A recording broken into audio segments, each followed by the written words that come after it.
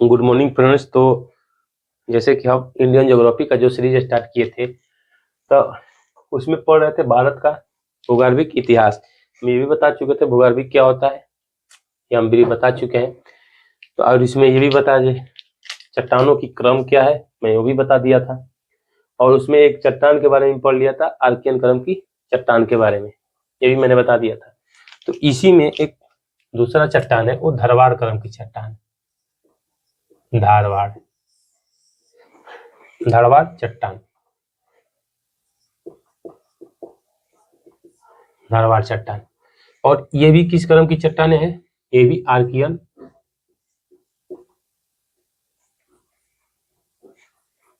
ये भी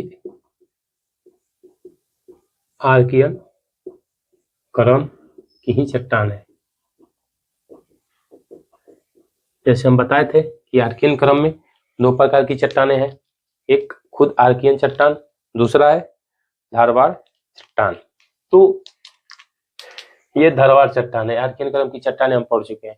आखिर इस चट्टान बना कैसे, तो जैसे हम पहले क्लास में, इससे पिछले वाले क्लास में बताए थे कि सभी चट्टानों का जो बेस है वो आधार क्या है, आर्कियन क्रम की चट्टानी है।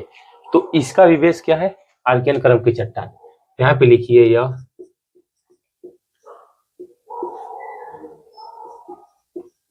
आर्कियन क्रम की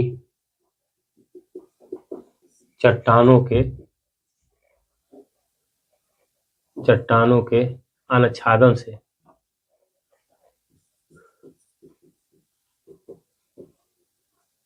अनाच्छादन से इस चट्टान का निर्माण हुआ है।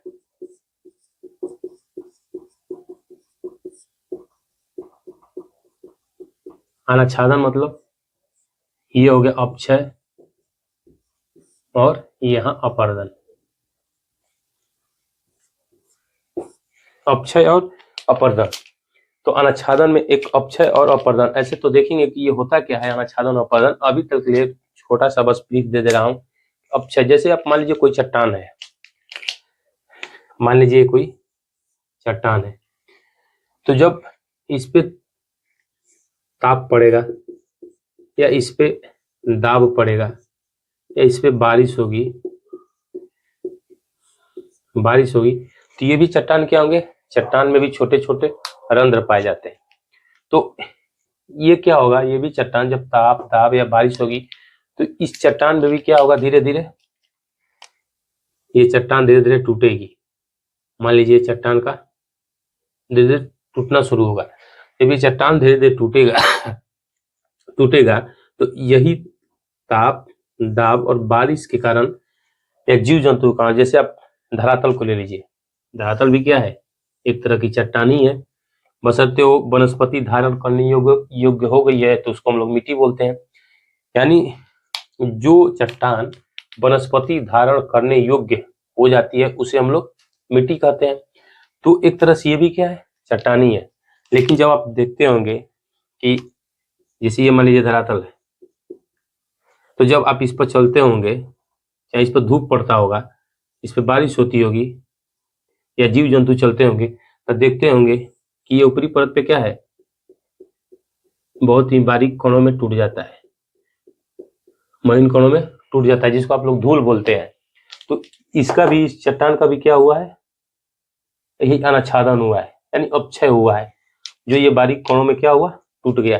तो उसी तरह जो ये चट्टान है, इस पे ताप दाब बारिश पड़ा तो ये भी क्या हुआ, इसका ये बारीक कणों में टूट गया। तो जो यही इसका टूटना होता है, इसी को बोलते हैं अपक्षय। इसी को क्या बोलते हैं, अपक्षय। और अपर्दन क्या होता है कि जब यही टूटे हुए भाग पे, मान लीजिए जो टूटा हुआ भाग है, इसी को मान लीजिए नदियों द्वारा या जो भी, अगर बारिश हो रही है तो धाराओं द्वारा, जो भी हो, अगर इसको बहाकर कहीं और ले जाकर डिपोजिट कर दिया गया, मान लीजिए पहले यहाँ थी, अब इसको ले जाकर यहाँ पे डिपोजिट कर दिया, सपोज करिए यहाँ पे लाकर डिपोजिट कर दिया, तो यहाँ से जो यहाँ लाकर डिपोजिट किया इसको बोलते हैं अपर्दन, इसको अपर्दन। अगर यहीं पे था तो इसको बोलते थे अपक्षय, लेकिन अगर इसको यहाँ लाके यहाँ पे डिपोजिट कर दिया तो उसको बोलते हैं अपर्दन। तो ये अपक्षय था, यह अपर्दन था। ये भी देखेंगे कि भौतिक अपक्षय, रासायनिक अपक्षय, भौतिक अपर्दन, रासायनिक अपर्दन, बहुत सारे अपर्दन होते हैं, तो उसको हम अलग चैप्टर में देखेंगे। लेकिन अभी तक जान लीजिए कि अनाच्छादन से ही ये धारवाड़ क्रम की चट्टानों का निर्माण हुआ। अनाच्छादन में यहाँ लिख लीजिएगा अक्षय और अपर्दन, अक्षय तथा अपर्दन। अक्षय तथा अपर्दन के कारण ही इस चट्टान का निर्माण हुआ है। ये धारवाड़ क्रम की चट्टानें हैं। तो जैसे जो चीज जितना गर्म होता है, शायद हमको लग रहा है कि ये आर्कियन क्रम की चट्टान में हम नहीं बताए हैं, तो क्या आर्कियन क्रम की चट्टान में जीवाश्म पाए जाएंगे? मैं आपसे ही पूछ रहा हूँ। जैसे मान लीजिए ये चीज गर्म है, कोई भी चीज गर्म है, अगर उस पर कोई जीवाश्म भी आएगा तो जलकर भस्म हो जाएगा, इतना गर्म था। लेकिन क्या आर्कियन क्रम की चट्टान में जीवाश्म पाए जाएंगे? उस टाइम पे जीवन प्रारंभ ही नहीं हुआ था। यानी आर्कियन क्रम की टाइम में जीवन प्रारंभ ही नहीं हुआ था। जब जीवन ही नहीं था तो वहां पे जीवाश्म नहीं पाए जाएंगे। जीवाश्म वहां पाए जाते हैं जहां पे जीवन संभव हो। यानी विंधन क्रम की चट्टानों तक, जब विंधन क्रम की चट्टान देखेंगे, इसके बाद कुड़प्पा, इसके बाद विंधन आएगा, तो वहां तक जीवन संभव ही नहीं था। इसके बाद जीवन शुरू होता है, वहां तक जीवन शुरू था ही नहीं। एक दो कहीं कहीं अपवाद है, वो उसको हटा दे तो इसके बाद जीवन, उससे पहले जीवन था ही नहीं। तो जब जीवन ही नहीं था तो वहां पे जीवाश्म होगा ही नहीं। तो हमको लग रहा है कि हम नहीं बताए, तो उसमें आर्कियन क्रम में भी लिख लीजिएगा कि आर्कियन क्रम की चट्टान में भी जीवाश्म नहीं पाया जाता है। तो इसमें भी यहाँ लिख लीजिए, इसमें भी जीवाश्म नहीं पाया जाता है, जीवाश्म नहीं पाया जाता है। जो आर्कियन क्रम की चट्टान थी वो कैसी चट्टान थी? आपको पिछले क्लास में बताए थे, वो आग्नेय टाइप की रॉक थी, यानी इग्नियस रॉक थी, और ये उसके टूटने फूटने से बनी है। तो जो आग्नेय चट्टान के टूटने से बनती है उसको बोलते हैं अवसादी चट्टान। तो जो उसके टूटने से बनती है उसको बोलते हैं अवसादी चट्टान। तो ये किस प्रकार की चट्टान है? ये लिख लीजिए, प्रथम अवसादी चट्टान है। ये प्रथम अवसादी चट्टान, क्योंकि वो तो इग्नियस रॉक था और सबसे पहले वही चट्टान बना था। उस चट्टान के जब से टूटा फूटा तो उससे क्या बना? अवसादी चट्टान बना, यानी धारवाड़ चट्टान बना। तो वो तो सबसे पहला चट्टान बना, इसके बाद जो चट्टान बना उसके टूटने से तो प्रथम हुआ, तो प्रथम अवसादी चट्टान ये बना। कौन? धारवाड़। तो उसमें जब खनिज पाए जाते थे उसमें, तो उसके अगर टूटेगा, वो भी टूटेगा, तो इसका मतलब उस जो अंश है, जो टूटा हुआ अंश है, उसे भी खनिज पाया जाएगा। तो इसका मतलब कि उसी टूटे हुए अंश से धारवाड़ क्रम का निर्माण हुआ। तो इसका मतलब कि जो टूटा हुआ अंश है उसमें भी खनिज पाया जाएगा। तो वही अंश क्या है? धारवाड़ चट्टान है। तो इसका मतलब कि इसमें भी खनिज पाया जाएगा, इसे में खनिज पाया जाता है, इसमें भी खनिज पाया जाता है। कौन सी खनिज? धात्विक और अधात्विक दोनों खनिज यहाँ पाया जाएगा। और उसमें दोहन कठोरता से था, क्योंकि वो क्रिस्टलीय फॉर्म था। लेकिन जैसे ही अवसादी चट्टान बना तो इसमें खनिज पदार्थों का दोहन आसानी से हो सकता है। तो इसमें खनन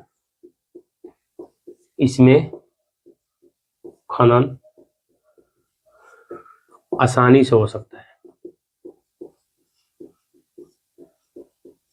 उसके कंपैरिजन में यहाँ पे खनन आसानी से हो सकता है।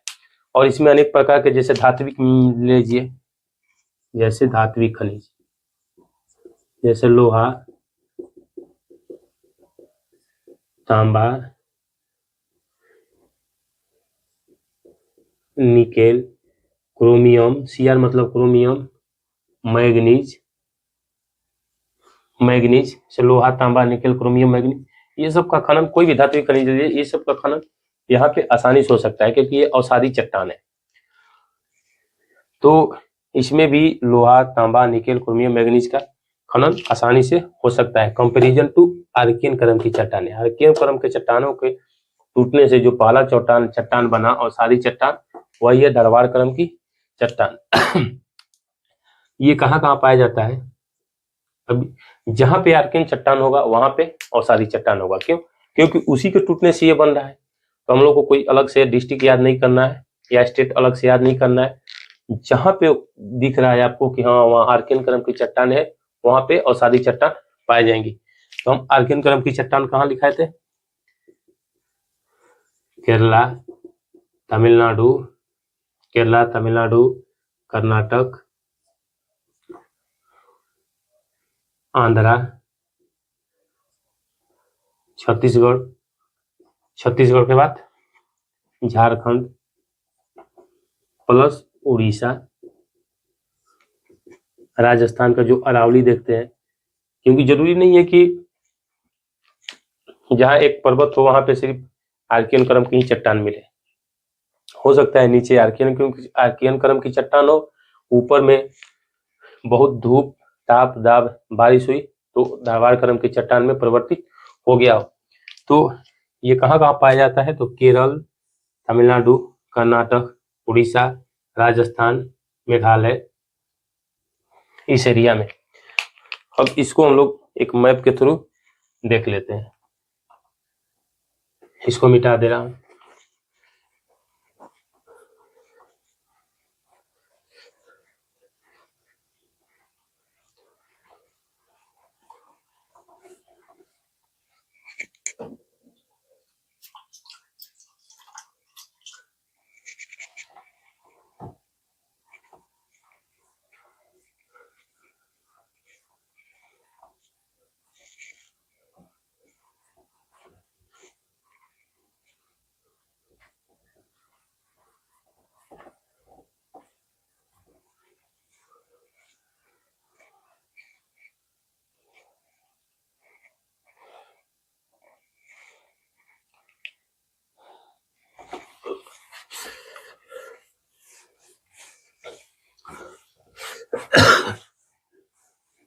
अब एक मैप के थ्रू देख लेते हैं।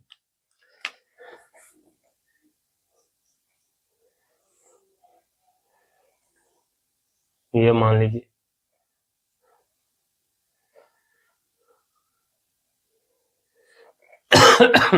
ये वाला एरिया, ये इधर का एरिया, यहाँ पे ये केरल है, ये तमिलनाडु है, तमिलनाडु से लगा हुआ ये आंध्रा है, आंध्रा से यहाँ देखेंगे तेलंगाना, यहाँ पे उड़ीसा, इधर वेस्ट बंगाल, यहाँ पे छत्तीसगढ़, छत्तीसगढ़ के बाद यहाँ देखेंगे झारखंड, इधर में एमपी, ये वाला एरिया एमपी का आ जाएगा, ये है राजस्थान, ये है अरावली श्रेणी। तो ये मान लीजिए ये है कर्नाटक। अब इसमें देखिएगा जो बताए थे, तो इस एरिया में बताए थे आर्कियन क्रम की चट्टान, तो ये कर्नाटक में पाई जाएगी। यहाँ पे बताए थे छोटा नागपुर का पठार, यहाँ बताए थे ये मेघालय, ये वाली है अरावली यहाँ पे। इसके बाद एमपी में भी देखेंगे क्योंकि ये एमपी में चला आता है, तो मेघालय यहाँ पे। तो सबसे पहले ये धारवाड़ नाम कैसे पड़ा, ये तो देख लिए कहाँ कहाँ पाया जाता है। इस एरिया में जो रेड कलर से है, ये सारी एरिया में धारवाड़ क्रम की चट्टानें पाई जाती हैं। लेकिन सबसे पहले देखेंगे यहाँ के धारवाड़ जिले में, यह सबसे पहले कर्नाटक के धारवाड़ जिले में पाया गया। ये सबसे पहले कर्नाटक के धारवाड़ जिले में पाया गया, इसीलिए इसका नाम धारवाड़ चट्टान रखा गया। और ये प्रथम अवसादी चट्टान है, इसीलिए इसका नाम क्या रखा गया? धारवाड़ चट्टान रखा गया। तो यहाँ पे देखेंगे धारवाड़, बेलारी, यहाँ पे धारवाड़, बेलारी, ये जो कर्नाटक का एरिया है, शिमोगा यानी धारवाड़, बेलारी, शिमोगा, ये सब कौन सी चट्टानें पाई जाती है? इसमें धारवाड़ क्रम की चट्टानें पाई जाती हैं। यहाँ पे देखिएगा जो कर्नाटक का एरिया है, धारवाड़, बेलारी, शिमोगा आदि एरिया। इसके बाद ये छोटा नागपुर पठार ले लीजिए, ये भी आप झारखंड में देखते हैं, उत्तरी छोटा नागपुर, दक्षिणी छोटा नागपुर। इसके बाद मेघालय का पठार, अरावली श्रेणी, अरावली श्रेणी में जो राजस्थान वाला एरिया देख लेंगे वो अरावली श्रेणी में। इसके बाद मध्य प्रदेश में भी। तो ये सब धारवाड़ क्रम की चट्टानें होती है। इसके बाद